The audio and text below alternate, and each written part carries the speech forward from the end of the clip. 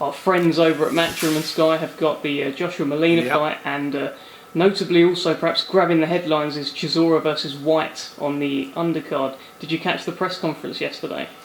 Yeah, I did. I mean, first of all, the Anthony Joshua fight is just it is what it is. That's a marking time fight, hardly pay-per-view fair, but that's what it is. And I expect him to sail through that, and I'm quite sure tomorrow night they'll be announcing that the Klitschko fight's done, and they'll be doing that at Wembley, as I understand, on the 29th of April. So that's all in the public arena. As for the incident with Derek and Dylan Whyte, it's they had a good rehearsal for that in the Sky Studios a couple of weeks before. So what on earth they were doing sitting on a table with no security between them, having, I don't know whether that was contrived or what in the Sky Studios, but we all see that. And there you have got them again and doing the same thing, and then it all led to what where it's going to be. What's more interesting for me, when we had all the problems in Germany quite a few years ago with Derek Chisora and David Hay, we went on to fight.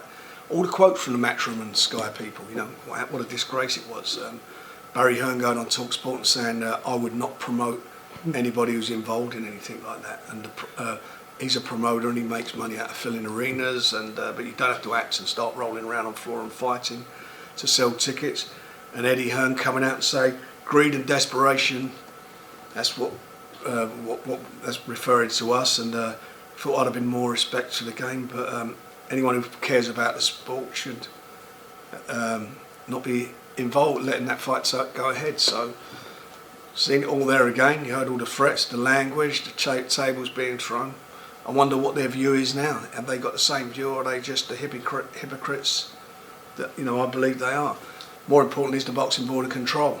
They were quick to stamp down on Derek last time, and I think they did against me.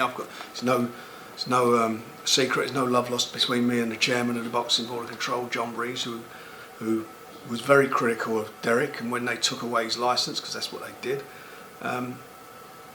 he said, and eventually reinstated, he said that's the last chance he will have. So that's what it is, so they'll all make up their minds and see where they go, and Sky do what they've got to do, but at the end of the day we all know money will talk, and we all know that all the principles, the high-handed principles that the Hearns have, will go out the window. It's also back-to-back weeks in which it's kicked off at a press conference. Well, it's too it's no need for it.